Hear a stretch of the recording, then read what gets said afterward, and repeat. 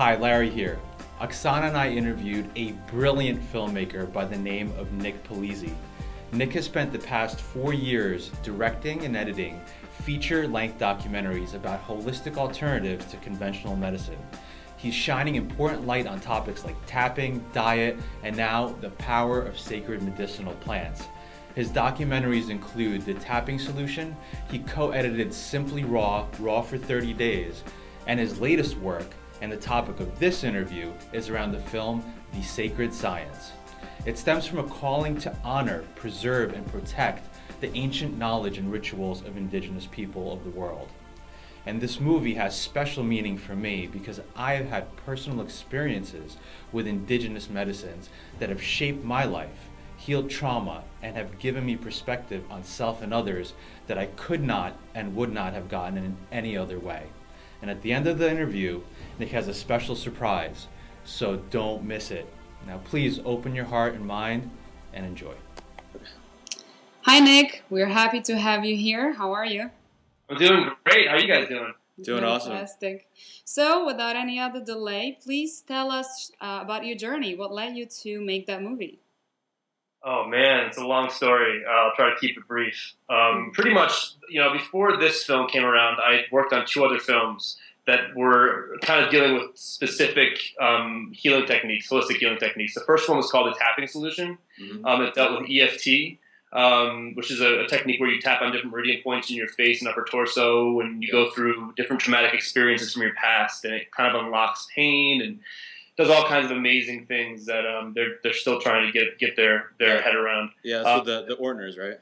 So the Ortners are really good friends of mine. We've known each other since high school. We went to high school together. Uh-huh. And so then the next film was Simply Raw for 30 days, and that follows 6 diabetics on a 30-day raw food diet, and it just sort of shows how powerful nutrition can be in reversing disease. Yeah, we're really familiar with that movie. It's so powerful seeing the transformation of people going through that raw food diet. Incredible. In the making of all of them, though, I mean, the thing that I kept on seeing, and I kept on hearing people talking about, the experts we filmed, I kept on hearing people making references to shamanism, and I had never really thought about it. I kind of knew that there were some things out there. I knew that obviously the tribes had different ways of healing that I hadn't explored yet, but it felt like there was a lot of connections to these older healing traditions, and that was kind of what spawned the sacred science. Yeah. Awesome. Great, crazy journey. I mean, once we decided to make a movie on shamanism, like synchronicity took over, and all of a sudden, like I went from being somebody who didn't know any shamans to somebody who just had different medicine men and medicine women crossing my path left and right. Like how life works when you put your intention on something. Yeah, everything conspires to make it happen. Once it's in motion, everything just happens. So tell us a little bit more about the history of shamanism, and maybe touch a little bit on the divine feminine. Sure. So I mean, I get myself in trouble whenever I try to give a concrete definition of shaman, because it means a lot of different things to a lot of different cultures. But the base definition of it it's actually from a Tunguisic part of Siberia. It's a region in the mountains, by the Altai Mountains. It means one who has connection to both the spirit world and the physical world, and who mends the soul to treat disease. Wow. So kind of like what you and I probably both already know, or all of us know, is that diseases tend to be symptoms of deeper problems. Unless you get into a car accident, or you get into a skiing accident and you obviously have a physical trauma. Diseases that just kind of come out of the middle of nowhere tend to have deeper root causes, and that's what shamans work with. Amazing. Does that sort of answer your question? Yeah. And can you touch a little bit on like the divine feminine of shamanism? Sure. Yeah. So I'm really only qualified to talk about Amazonian shamanism, and I've done a lot of reading, but I have never put my feet on the ground in Siberia, for instance. So what I've noticed in the rainforest of South America is that there is a real reverence for the divine feminine. The idea that that in order to heal, in order to properly know who we are, we need to get in touch with our own feminine side. And we need to know how to harness and appreciate the feminine qualities of ourselves and other people. So whether you're dealing with a medicine man who's a man, or a shaman who's a woman, They both, if they're the real deal, at least in my experience, tend to have a real deep respect for the divine feminine. The idea that things don't need to be logical. Curing somebody is not as easy as a formulaic prescription of medication. Of course, yeah. To go a lot deeper. So and a lot of times that chaos energy, even though my wife would get mad at me for saying this, the chaos energy sometimes I look at as being a divine energy. A divine feminine energy, something that is like the beauty of chaos, the beauty of the unknown, like something that's predictable or measurable. I feel like that is the divine feminine. And when you're dealing with a real healer in the jungle, they laugh at the idea of you having any expectations of how it's going to go. You know what I mean? It's just not. That's just not how they work. You just never know. And their job is to kind of guide you through whatever it is that you're going through, right?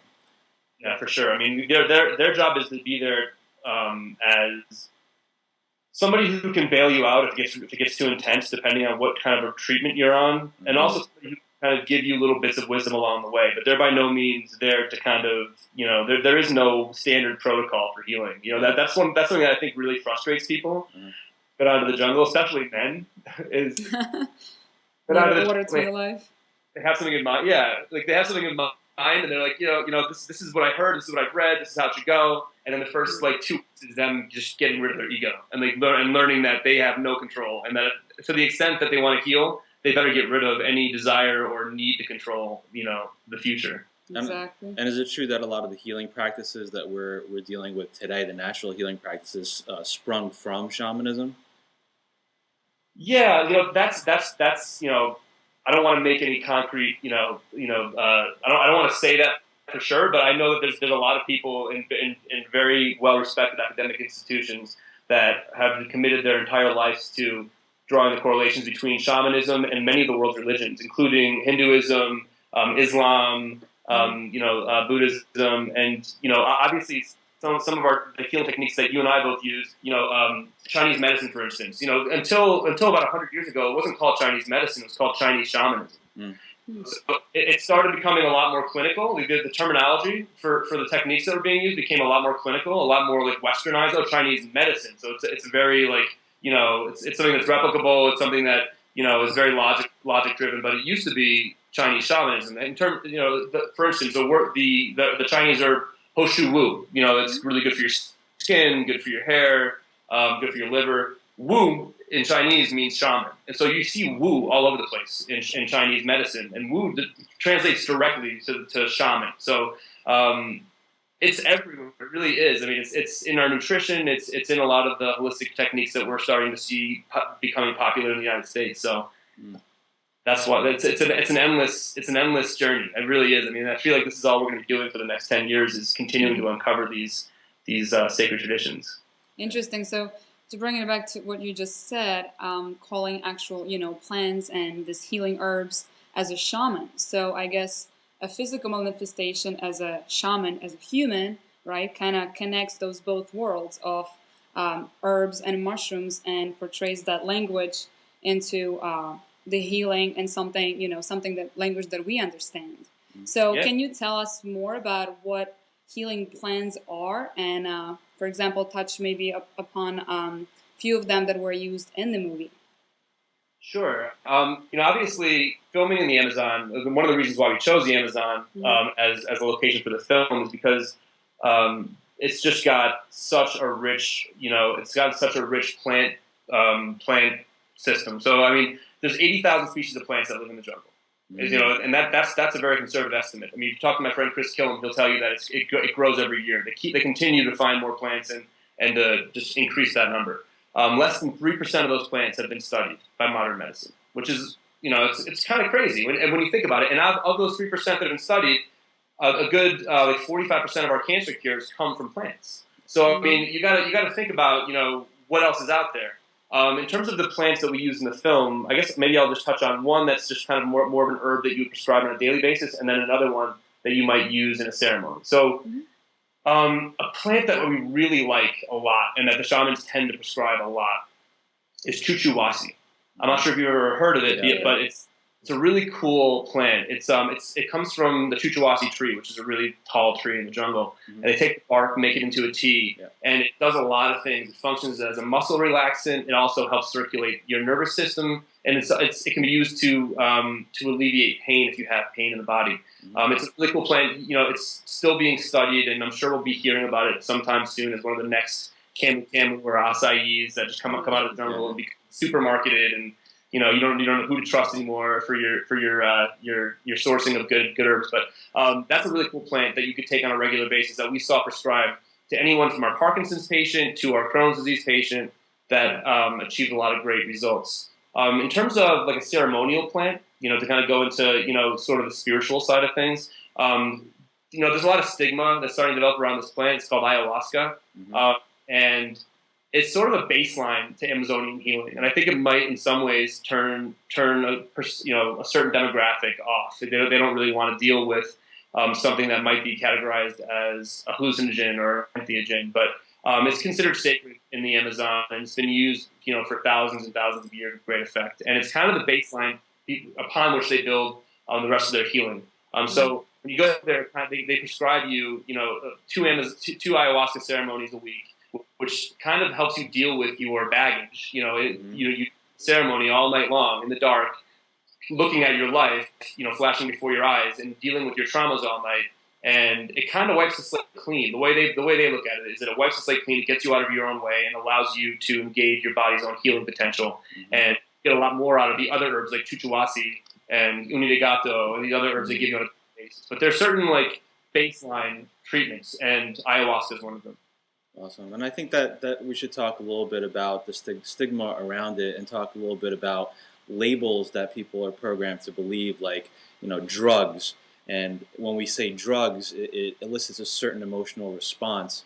And when we label a substance as a drug, we eliminate the possibility that it could be beneficial as a medicine, right? So a lot of people that think that this is just a drug, what would you say to them? I would say that we do ourselves a serious disservice by taking different plants off the table, in terms of, the potential to be used medicinally, just because they have certain side effects that we in Western society might consider to be, I don't know, recreational. I don't even, it's kind of it's a total mind job to me. I don't quite get it. I mean, I understand that if you overindulge in anything, I live in Colorado. Cannabis is legal here. I have like 4 dispensaries within like a block of my house. Mm-hmm. I don't smoke pot. I mean, it's just not my thing. But I mean, if I did, I would hope that people would respect my decision to do so. And unless I was abusing it, then they would stay out of my way. I mean, I think that that's what we need to do. I mean, this is the land of the free. So we should be. It's kind of strange that we can smoke 2 packs of cigarettes a day, And it's fine. take beer, and take all these prescribed drugs that are based on a lot of the same plants. I mean, you can't take heroin, but you can take other painkillers that have a lot of the same ingredients. It's just really backwards. I don't really get it, and I know the conversation's been had by a lot of people, and I don't want to be redundant. But I don't really get it, and I feel like from a healing perspective, I feel like we really do cheat ourselves out of potential cures when we just for no real good reason taking medicines and putting them in the Schedule 1 column or Schedule 2 column, and taking them off the potential cures. I don't really know what it's all about, and if I had more time, I would really try to investigate it and maybe do an expose on what's really going on with the FDA. I think at the end of the day, also, like, whatever we put into our mouths is a drug, right? So by definition, a drug is something that goes into your body and creates a chemical reaction that creates a response of some sort, right? And whatever it is, whether it's a food or a plant, an herb, it comes back to your relationship with it and why and your chemistry and why you're taking it. Like, what's the reason that you are doing this? Is it to heal yourself? Is it to escape? Is it recreational? Like, what is the relationship that you have with it? And I think it's important to think about that with anything that you put into your body, because if we're going to label things, everything is a drug. So Yeah. I think it's important to get beyond that and see things as they really are, whether they're medicines or otherwise, and it depends on your relationship with them. So with that, are there any dangers with entheogenic herbs, with these healing plants? I think there are dangers. There are dangers. I mean, it would be a mistake for me to say there aren't. I mean, in terms of documented ayahuasca-related death, it's very rare. It actually happened this year, to an unfortunate young man out of Northern California. It seems like there probably were some other circumstances surrounding the event. I think there were other herbs that were added to it. There's one herb that was added to it I know of called Toy, which I was going to talk to you guys about in a little while. I don't want to give a negative stigma to it, but it's what's known as a power plant in the jungle. Ayahuasca is a teacher plant. So a teacher plant is looked at in the jungle as being a plant that's going to take you into your deepest, darkest depths, but is going to allow you some guidance along the way. So ayahuasca will take you to a place where you feel like you're never going to be able to return. Sometimes you feel like you're you're surrounded by your own shadows created by your childhood traumas and whatever else might have happened to you. But you're always going to have a feminine hand that is kind of guiding you through and giving you a hug when you need it. Almost, you can actually feel that kind of happening sometimes, and it allows you a way out. You can't get lost. And with a teacher plant, it'll take you a lot of places, but it'll always show you the way out. But there are other plants called like Toy that is related to another plant called Datura, which people know about here in the States. That is looked at as a power plant. Power plants you need to be very careful with, and you tend to need to go through a bunch of ceremonies with just teacher plants to understand the potential for personal harm that you kind of encounter along these voyages sometimes. Mm-hmm. And if it takes a power plant without doing proper work beforehand, they can get lost forever. They can die. They can go blind. The benefit to the power plants is that they have extremely, extremely powerful healing potential. In our movie, Toy, which is also the plant that was combined with ayahuasca that killed this young man last year, it was used with great effect on one of our Parkinson's patients. So to go back to the danger, yes, it's dangerous. Ayahuasca is not very dangerous in terms of documented casualties or death. But the one that happened this year, which was a big story, they're saying it probably had there were probably other circumstances that were contributing to it. Both what else was in the brew, and also whether he was on other medication that might have been contraindicated with ayahuasca. You have to be very careful with these plants because they can have bad reactions to other medication if you're on, And I wonder what the percentage of people that die from irresponsible use of entheogenic herbs versus how many people die versus irresponsible use of prescription drugs. What are those?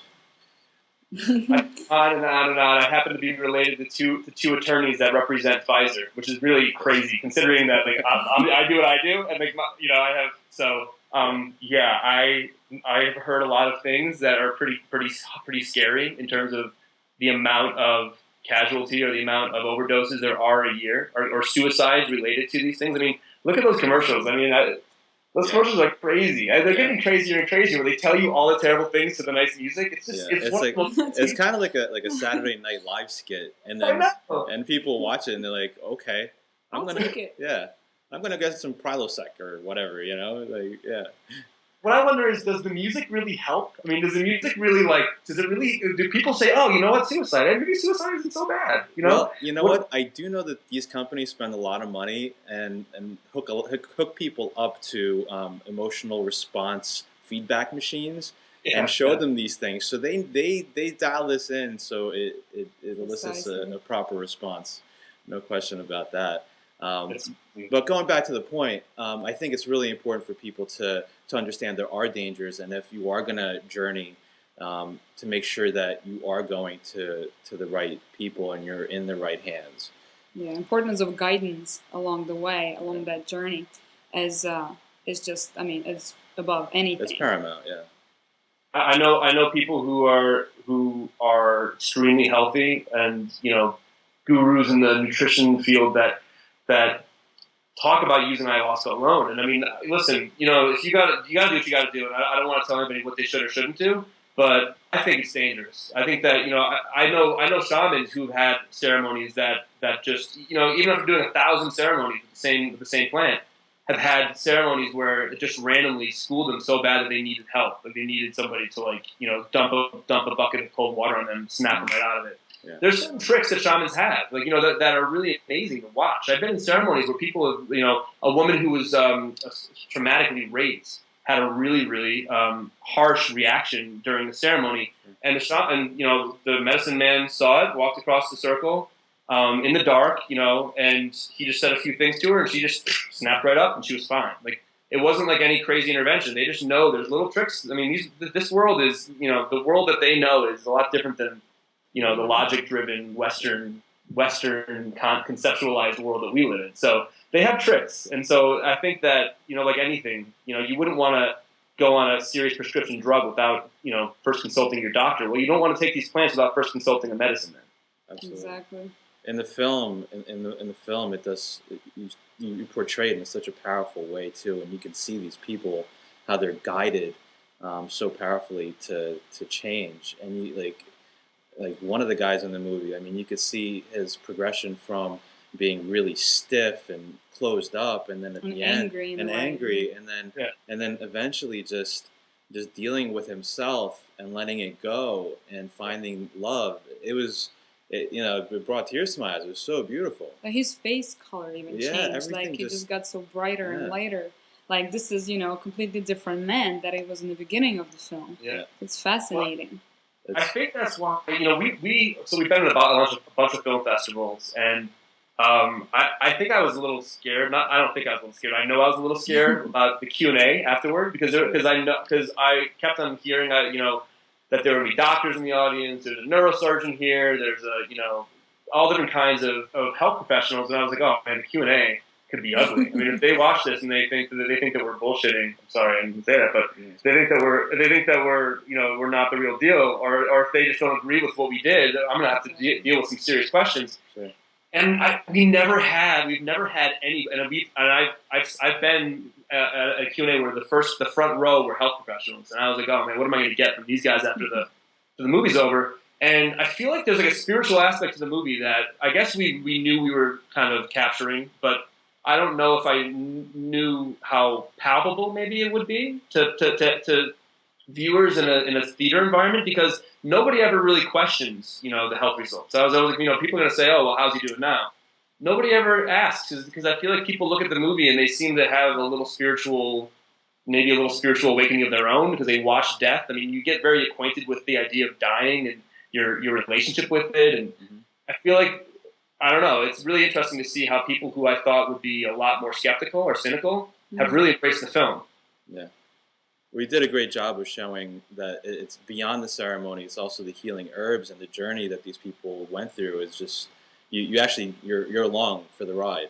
Exactly. Yeah. I mean, imagine just being by yourself for 30 days without any other interactions. You already will have to go through serious internal cleanse while adding other healing, medicinal plants and healing brews. I mean, they're just extremely powerful. You will be a brand new person after that transformation. Yeah. I think so. I mean, one time a reporter tried to trip me up a little bit. He's like, so you're telling me that if you came down with some kind of a brain tumor, then the first thing you do is go down to the jungle? And I was like, is it a malignant brain tumor or is it a benign brain tumor? He's like, it's a benign. He's like, it's a malignant brain tumor. I'm like, well, yeah, if it's a malignant brain tumor, I'm going to go to the jungle first, for sure. I mean, that's the first thing I will do, because I know people down there that do what we would probably consider to be miracles up here, and I understand a little bit. I've got a little teaspoon of what the possibility is down there. I mean, I'm not a medicine man. I'm not trying to be. I'm just a student of all this stuff. But I've seen some amazing things. A lot of things we couldn't even put in the film. So heck yeah, if I came down with a serious ailment. Yeah, I would too. I think in our allopathic world, we've done a really good job of, like you were saying before, if I got into a car wreck, I wouldn't want to be anywhere else but here in the Western world, because they could put me back together no problem. But on the flip side, where if I got sick and in this sick care system, it's all about money. So I don't trust anything that's going on here. The first place I would go to is somewhere that they actually really do care and they have the knowledge to heal at a deep level, because whatever I come up with, it could very well be, and most likely is, at the root level, emotional. Exactly. So, Yeah, for sure. so I mean, especially with the diseases that we know we do not have a cure for. We know we don't have a cure for cancer yet. Yeah. You know, and the things that we're doing is probably we're going to look back on what we do now in cancer care and be like, wow, that was barbarism. Like that was like crazy. That was crazy. We were frying people, like we were doing this stuff to kind of get rid of their cancer. Wow. You know, Parkinson's disease, Alzheimer's, like things that we know we don't have any cure for, that we can only sort of take wild stabs at, but that there's legends and real documented proof of people recovering from in the jungle and using other traditional methods. Yeah. I feel like it's just common sense. There is no good answer here. We don't have a good answer. It's not like it's like 6 of one, half dozen of the other. There isn't an answer here. We don't have a cure yet, so you kind of have to look elsewhere. Yeah. Exactly. And I think it's very important to also wanting to be healed. Because a lot of people kind of accept, well, I have cancer, I have a few months to live, and this is just how it's going to be. No, if you want to live, if you want to experience life, of course you're going to do it. You're going to look for any other option that are out there, and why not? If that's going to give you another year and going to heal you, going to give you more energy, you'll be able to spend more time with your family. Why not? Yeah. I feel like a lot of people that we had over 400 applicants for the trip. Oh, wow. And I feel like probably at least half of them were dealing with advanced life-threatening illness. And I guess it sort of makes sense, right? I mean, because people are willing to, once you know that you have no other answers and that you've tried everything up here, what else? What do you have to lose? There's a lot of what else do I have to lose mentality with our patients, and a lot of them came back being healed, happy, and are still alive and well today. So exactly. So tell us what was your favorite transformational story from the film?